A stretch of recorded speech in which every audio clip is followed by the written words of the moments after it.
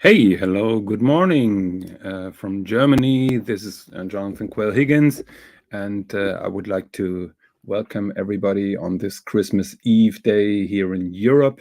It is very late in the night in the US and probably the afternoon then in Australia. I just thought, because I have nothing else to do, that I'm firing up the Swiss and John show to talk with you guys a little bit. I hope that someone will join me, because otherwise this will be a very boring show. So I'm posting the link in the comments just in case that somebody has the time and the mood to join me. So I hope that everybody's doing well. As said, it's Christmas Eve day today. And yeah, everybody's preparing. Mrs. Higgins is still sleeping at 9:30. So I have nothing better to do than being on YouTube. So today I'm wearing something that many people of you probably don't know.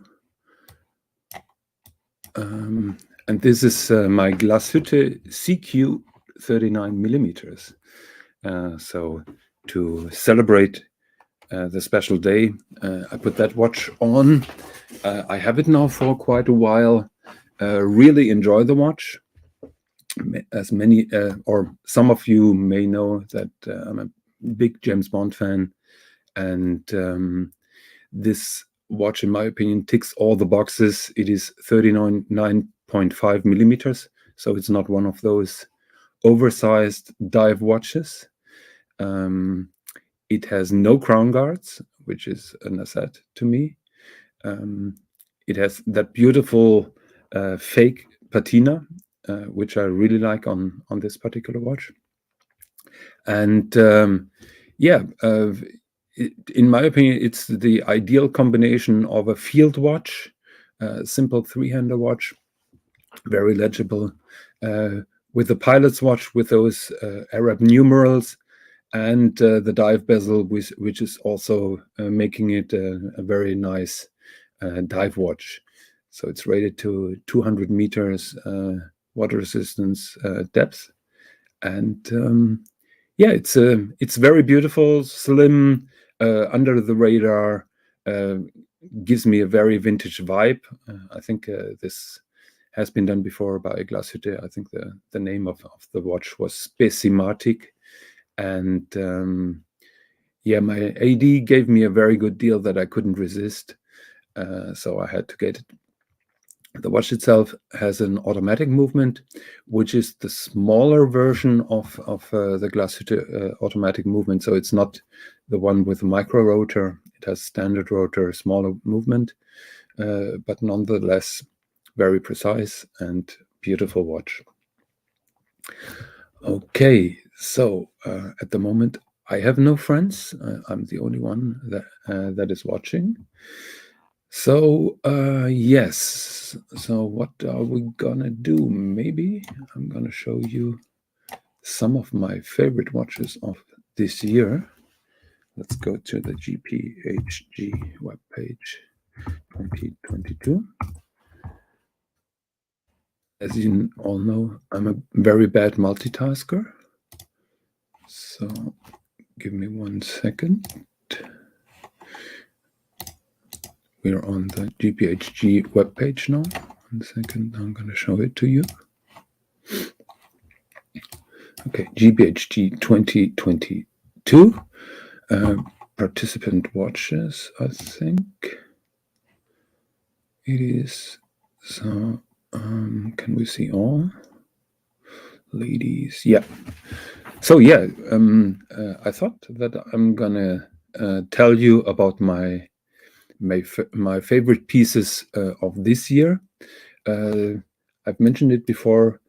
My all-time favorite, or the watch that really impressed me most this year, is the same watch that impressed me last year, and that is the Van Cleef & Arpels Heure Florale Cerisier, which means the flowery hours and the color is cherry, the pink one. There's also one in a little bit of turquoise tone. I think I mentioned it before, how it works. So those flowers here, they open along the numbers of the hours that have passed. So at the moment we see 1, 2, 3, 4, 5, 6, 7 open flowers. 1 second. No.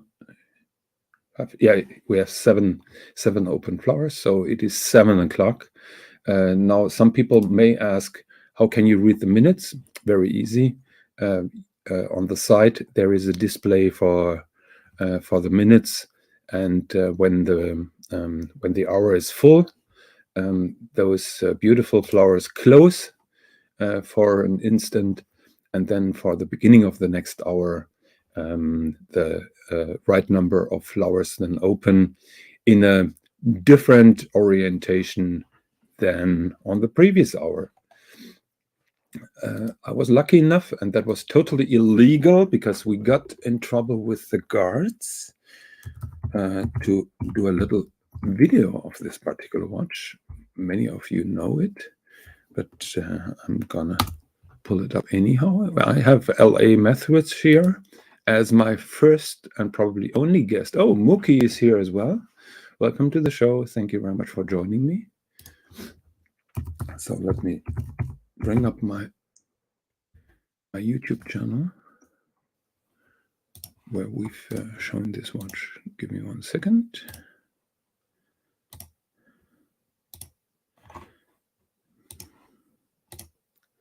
Okay, that is the video clip.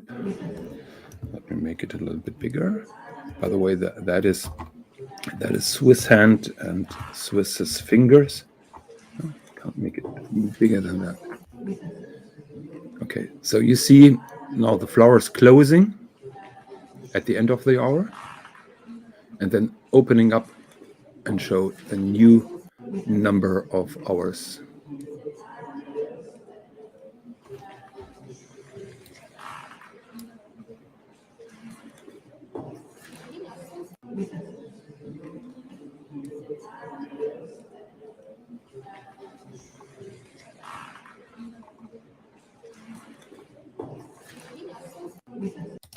Okay, so yeah, that is how the watch works.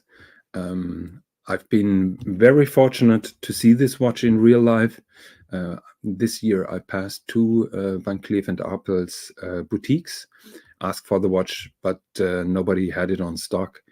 And I would be surprised if they have one.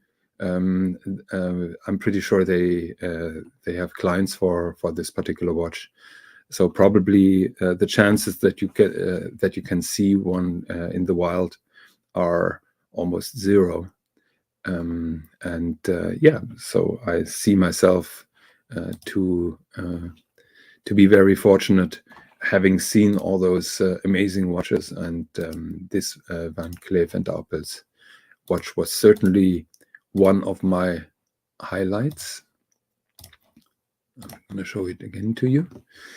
So yeah, if I remember that correctly, the price of this watch is like 240,000. Yeah, 247,000 Swiss francs, which is a hefty sum, admittedly, but keeping in mind all the engineering and everything that goes into this watch, it is a well justified price, in my opinion.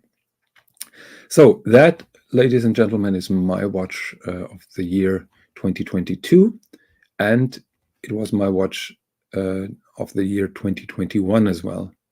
I just find it a spectacular timepiece. Okay. So, like I said, we've seen all those watches that participated in the contest, and I just wanted to highlight my favorites of the show. So I remember that Arnold & Son Moonphase watch was also quite spectacular, seeing in real life. Different tones of blue with those cutouts in the dial. with the sparkling dial, the set diamonds, which are not easy to make on a dial because it adds some height, and so it was a very beautiful combination. So for now, I've only been talking about men's watches, and I would like to show you some of our favorites from the men's section. So impressing for me and not impressing was the Recepi Acrivia Chronomètre Contemporain 2 watch. This is a unique watch, unique piece that you can see here. Platinum with a black enamel dial. Usually they have the white dial on this particular watch. I was very much taken how the watch looks in real life, because it looks even more under the radar than how you would think. So size is 38 millimeters, relatively small watch. What you can see are the long lugs, which are very present, and you could see that also on the displayed watch. My regret or my sadness was that we could only see the front side of this beautiful watch, and the star of the show and of this particular watch is certainly the back side, where you can see the beautiful movement with the very high bridges and with the spectacular anglage. I'd really would have hoped that we could turn it around. Unfortunately, it was fixed, and our credit was already used up by playing with the Van Cleef & Arpels watch. So the guides had an eye on us, and removing the watch from this little how do you say it, cuff, to see the backside would have been regarded as attempted theft. So we didn't do that, but certainly I would have loved to see the movement of this particular watch. I'm pretty sure it's mind-blowing, astounding, and when it's only half as well as we can see here on those pictures, it is well worth the money. Talking about money, so the price was set 125,000 Swiss francs. As far as I know, all of them have been sold out. As far as I know, it was 25 or 26 in gold and 25 or 26 in platinum. Also sold out, and now Recepi is working on fulfilling those orders, I guess. A very neat detail here. On this lug, you can see Jean-Pierre Hagman, who is the legendary case maker who returned from retirement just to do that cooperation with Recepi and give a respectable case to a very respectable movement. So two legends are working together, and it's refreshing to see that Jean-Pierre Hagman, who probably doesn't need the money, is so involved in that project, and that also gives credit to what Recepi is doing, because if someone like Jean-Pierre Hagman is willing to leave retirement to help you out, that says a lot. So at the moment we have 9 viewers. The number has increased. So welcome to LA Methwich. Good to see you. LA Methwich, I can see mostly all the time when we're doing something. Thank you very much for your support. Mookie is here saying hello to LA Methwich. We also have the Watch Apprentice. Merry Christmas and Happy New Year to the Swiss and John community. Thank you likewise. Best wishes back to you all. And yeah, the Watch Apprentice asked me some tough questions in the last couple of weeks. Please keep them coming, because that spices up the show and makes it hopefully more interesting for everybody. So Mookie is complaining about balmy -8 degrees Celsius here lately. No sun to be had. That is bloody cold. I wonder where you are. Probably in the north of Europe somewhere.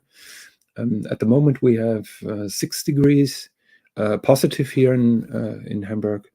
It's rainy and gray. Has been like that for the last couple of days. A little bit depression weather, because I feel that my mood is going down a little bit when the sky is gray all day long and just turns then into pitch black when the night comes. So I hope that we will see some sunlight over the holidays. Chili Badger is here. Hello, Chili Badger. I'm missing your troll posts a little bit. You've been too soft and mellow with me in the last couple of days, so please keep them coming. Yeah, and the usual Merry Christmas and tree wishes to everybody. So yes, so we talked about the recipe. Impressive, but not impressive, because it's truly a under the radar watch. And yeah, so that was one of my highlights, because I have no idea which companies are carrying recipe. I guess that it's Cellini in New York who also have them, but I guess that most of us will never have the chance to see such or this particular watch in real life. 50 pieces is a very limited edition. So yeah, it was a great treat to see this particular watch. Let's go further. A watch that impressed me as well was, yeah, that was the watch that impressed me most. So this is the Zenith caliber 135 Observatoire. I'll sum up the story quickly. Zenith was participating in chronometry competitions in the 1960s.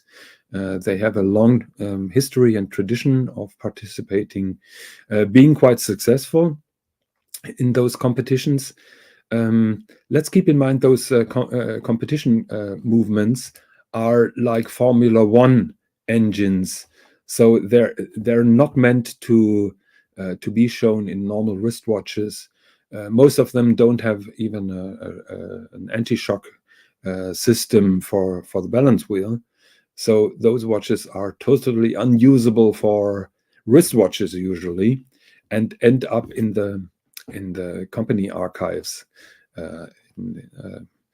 in one or the other kind.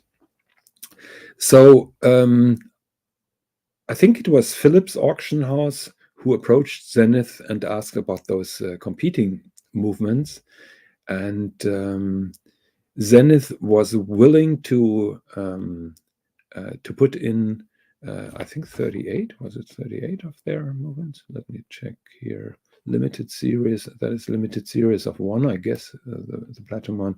I think it was like 35 movements that Zenith gave from their archives, and nobody less than Kari Voutilainen took care of those movements, upgraded them a little bit when necessary, serviced them, made them a little bit more presentable.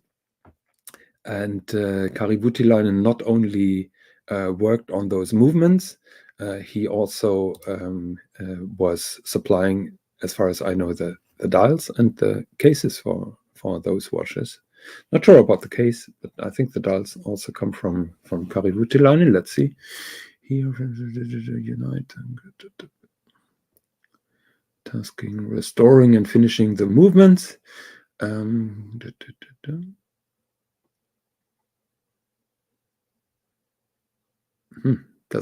doesn't say about the case and the dial, but I'm pretty sure the dial is also supplied by Kari Voutilainen or his company.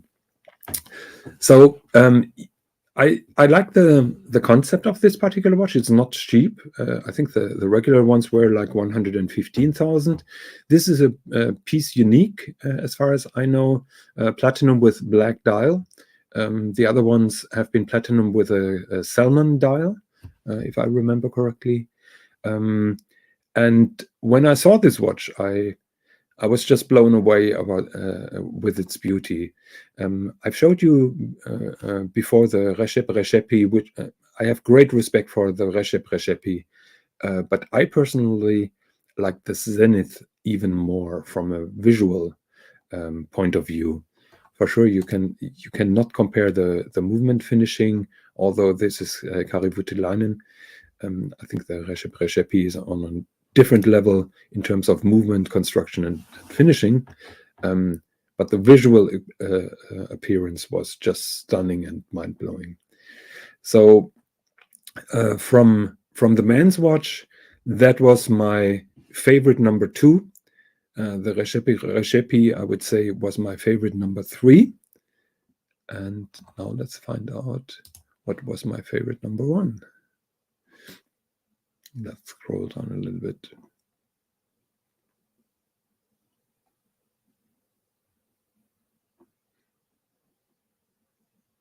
So this is totally unprepared and out of cuff.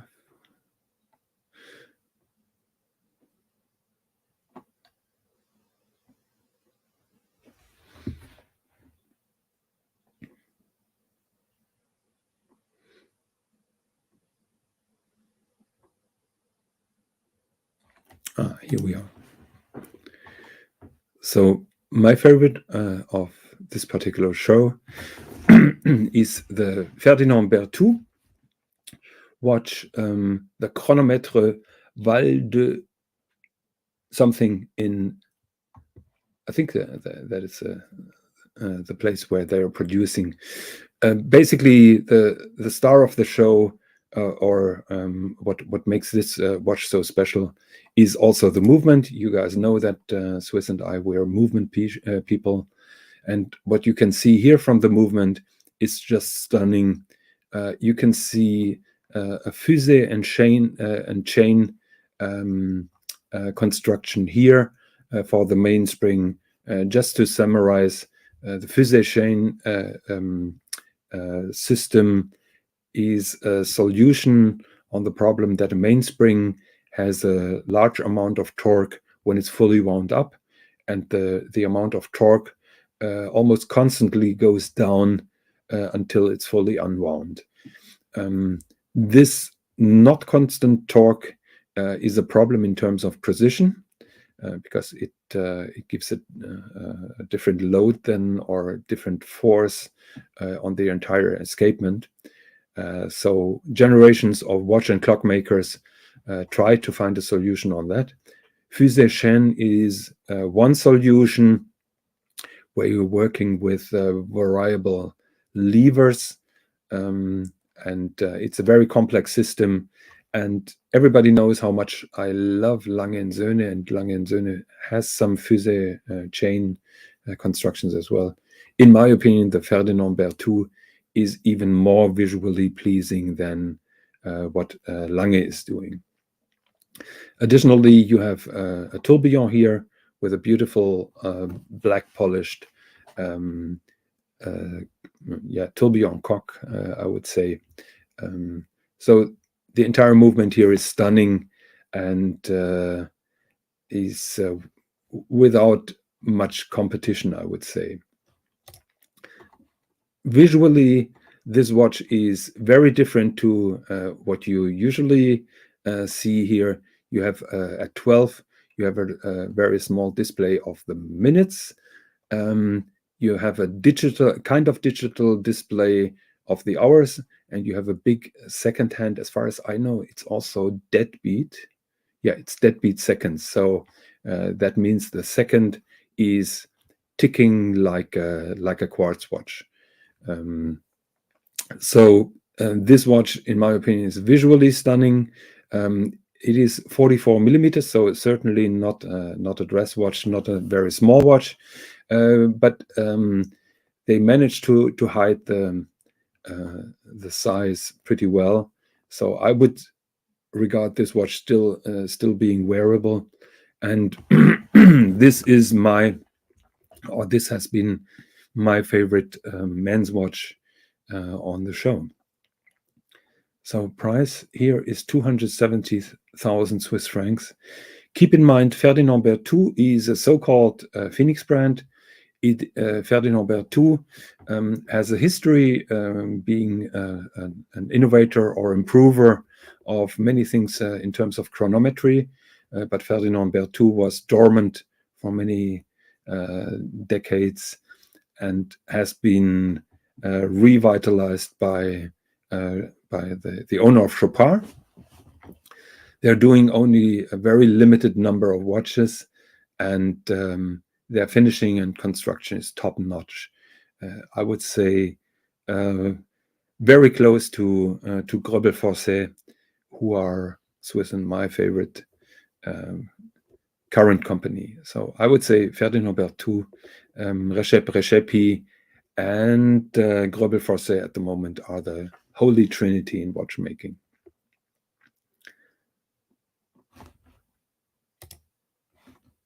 So we have an honorable mention, I think. What was really interesting for us was this one here, the Bulgari Octo Finissimo Ultra Thin. Was very interesting to see this particular watch again. When do you have the chance to see those super high-end complicated watches in one place? I think I've been talking about it before. Just have a look at those two arms in the balance wheel here, which are even recessed to give space then to the hairspring. Everything must be constructed in a way to make everything super slim. What really stood out to us was the fact that probably the bracelet is slightly thicker than the watch itself, and that was a very interesting observation. So it is an interesting watch, and it is very impressive to see those ultra slim watches in real life. Okay, so we have here some more guests and we have some more viewers. So Chris Clues is saying good morning. Hello, Chris. Good to see you again. I hope that there are no complaints that we are too late today, because this was a very spontaneous stream. Jamie Opulence is complaining that I'm going deep this morning. Yes, I can't help myself when the lack of guests here on the show makes me desperate, and I'm only talking about what I know. So a little bit about movements and fancy watches. Turtle Knight is also joining us. Upvote, please. Yes, I would appreciate if you could upvote, because otherwise I'm being confronted with Swiss criticism that in his absence I'm making totally pointless and useless streams. So please, guys, give me a thumbs up if you enjoy the show. Chili Badger is saying hello to Jamie. Jamie is saying hello to Chili Back. So yes, so at the moment we have 10 viewers. If you guys are aware of another stream that is just happening, just let me know, because I don't want to rebel stream anybody. I just thought that it would be okay for some of you to spend the morning together with me on this stream. So Chili Badger is complaining about the stupid QR code, and I can't disagree with you here. Not sure why they did it. In the first 10 minutes, it seems to be a good idea, in my opinion. But if you keep in mind that this watch may last maybe 50 years or 100 years, it is a little bit like having a built-in floppy disk in a watch.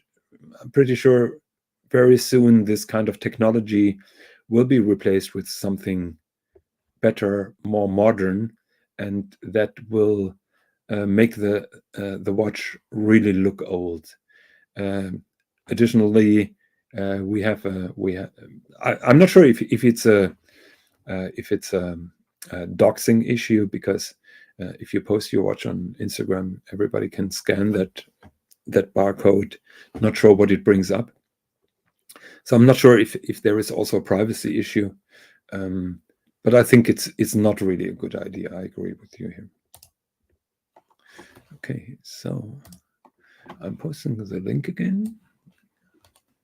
You guys can see me now getting desperate because I have nothing else to talk. Too bad that I closed the YouTube window. Now I have to open it again.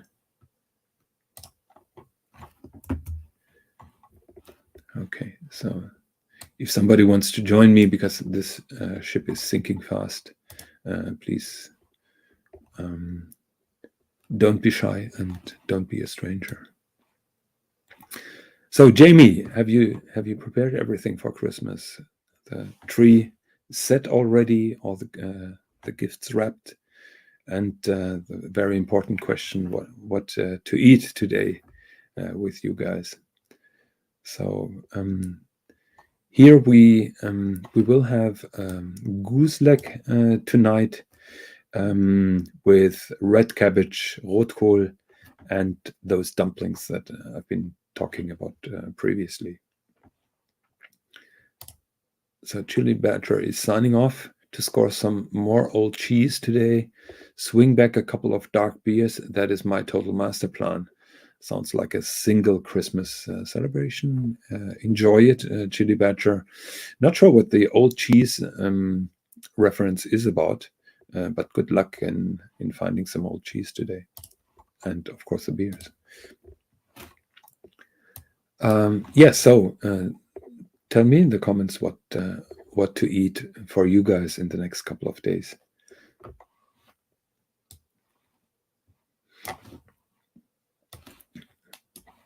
So if nobody's hopping on, I will show another 2 or 3 watches. Yeah, here the Moritz Grossmann Universalzeit. I'm not sure if we have discussed it a lot. Many of you know that I'm a big supporter of Moritz Grossmann and a big fan of what Moritz Grossmann really does. In my opinion, that is not, from a technical point of view or from a design point of view, it may be an interesting piece, but I'm not a fan of it. So doesn't really excite me, I must say. Not sure if you the fact that those digital, I don't like usually digital displays on high-end mechanical watches. It just leaves me cold in a kind of way. So what else do we have?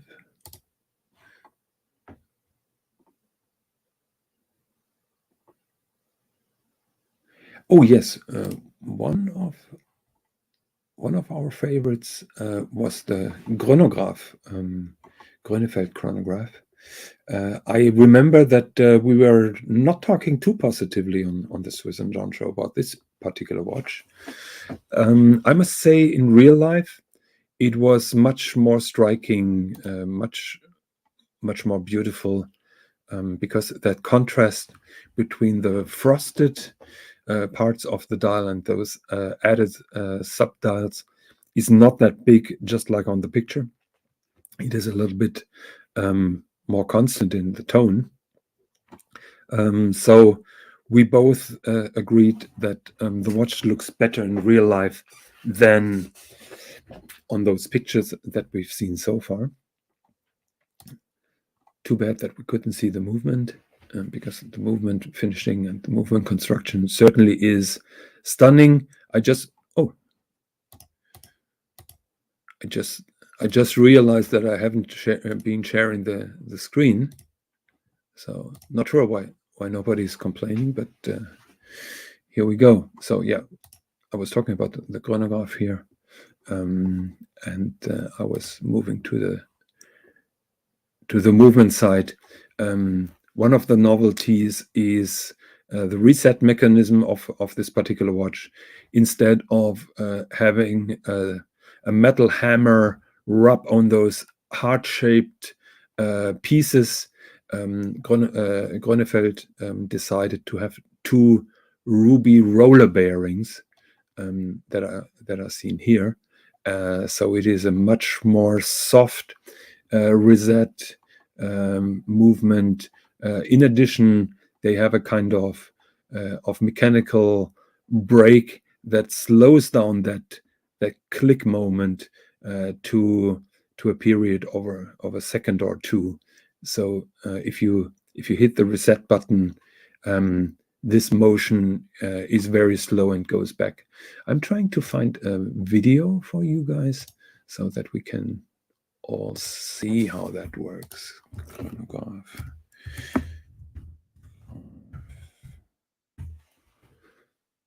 See if we find a video of it.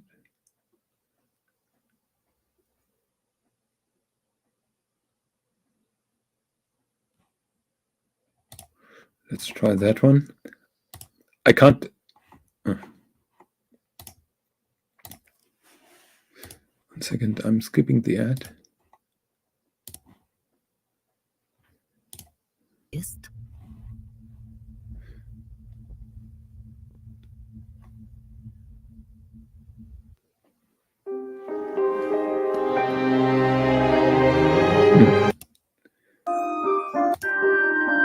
That is one of my pet peeves. YouTube videos that are not true videos. So let's have a look here.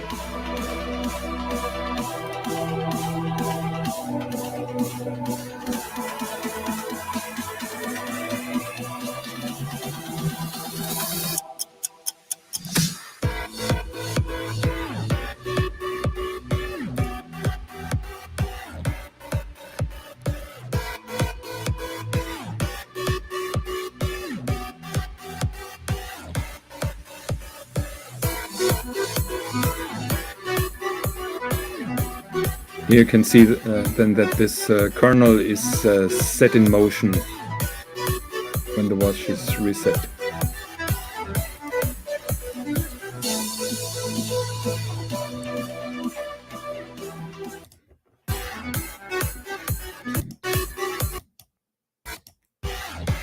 Show it again.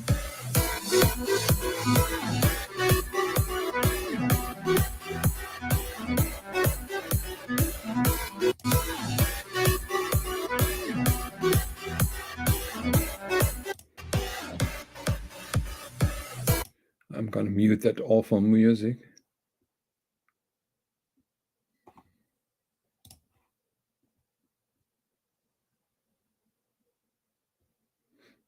And here you can see this is the soft reset system that is going on here. Okay, so yeah. Oh, we have Mike K here in the comments. Have a great Christmas. Have a great Christmas back, Mike K. Thank you very much for supporting the show. So Chris Clues has decided to order the MAH chronograph 10 month. What is MAH chronograph? Let's have a look here. Chronograph.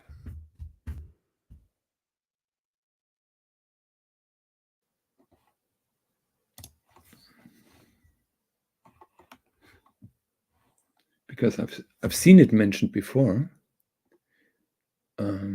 And to be honest, that is Ludwig Oechslin who is working on that. So, Chris, is that the watch that you're talking about?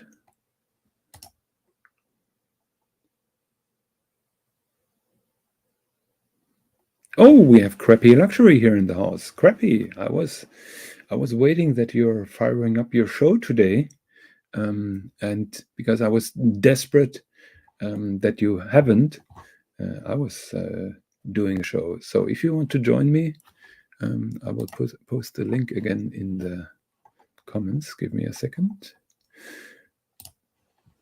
because I'm thinking fast here by myself.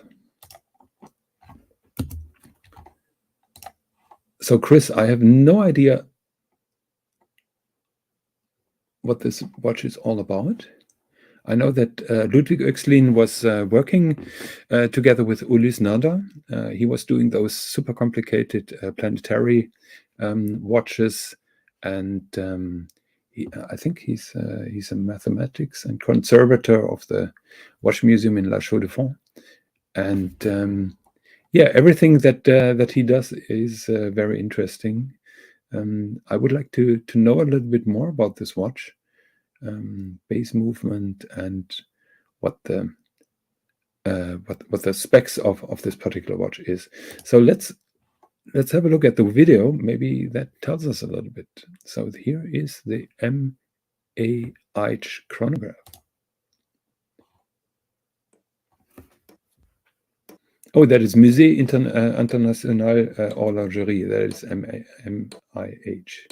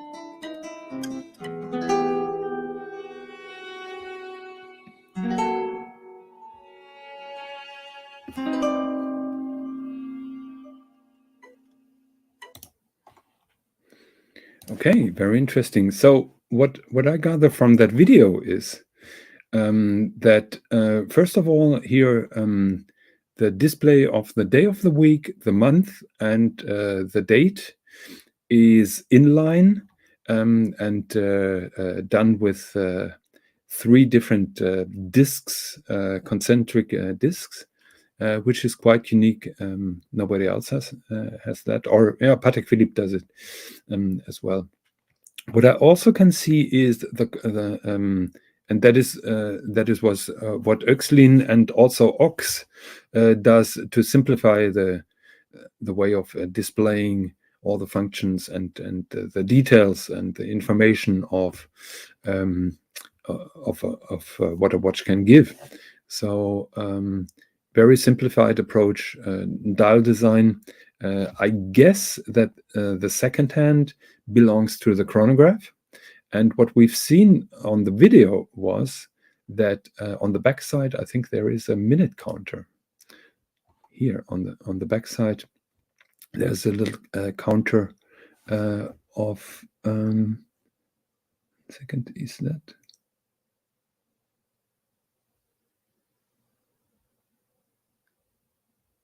Yeah, that is the minute counter on the backside of the movement. Yeah, I agree with you, Crappy. That was terrible music. I ruined all the mood here. Apparently, this is also an annual calendar. Now I'm asking myself what the red dots are about. I think I'm not sure.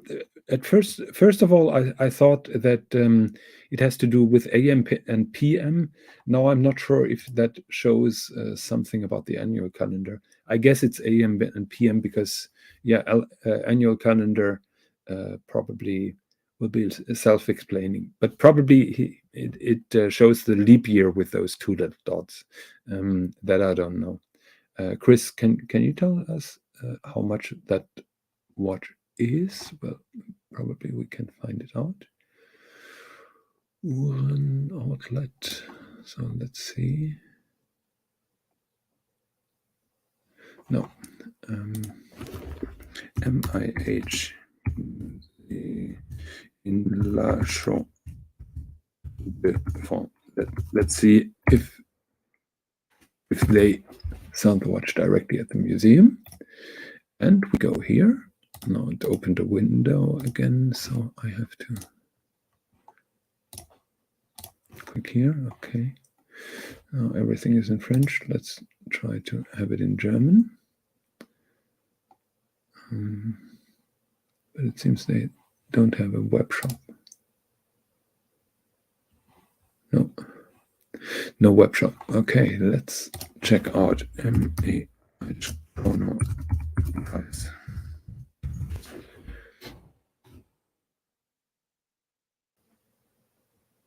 Mm-hmm. 6,400 Swiss francs. Okay, Chris, are you getting that this watch from an AD in your country, or do you have to pick it up in Switzerland? I'm asking myself. But congratulations, and 10 months time to supply. Is it 7750 based, this movement? Is it automatic or manual? So I have too many questions and only little of information about that. And I would like to know how did you come across with it?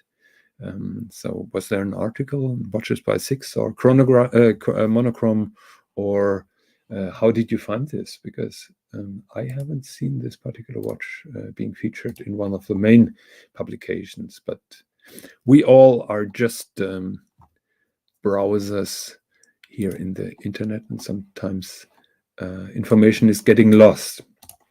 Okay, so I'm posting the link again for last time. Nobody's hopping on, and I'm thinking fast, but yeah, we have still 10 viewers.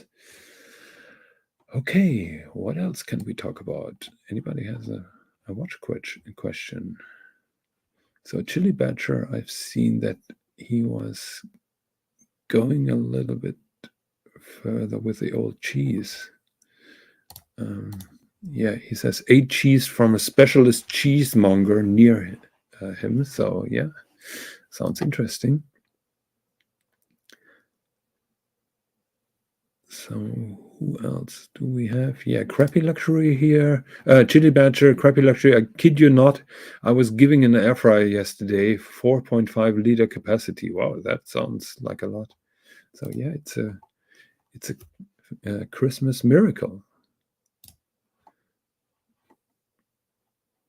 Oh, so Chris says AM and PM indicator. Okay, thank you very much for clearing that up. Yeah, Crappy has something to complain. He wouldn't buy that watch alone because the music was so terrible, which is a fair point. You buy the entire package for sure. Yeah, so we are now 50 minutes in this boring live stream. It will continue to be even more boring if I would be by myself. So I think I'm going to close this stream down and hope that you enjoyed it a little.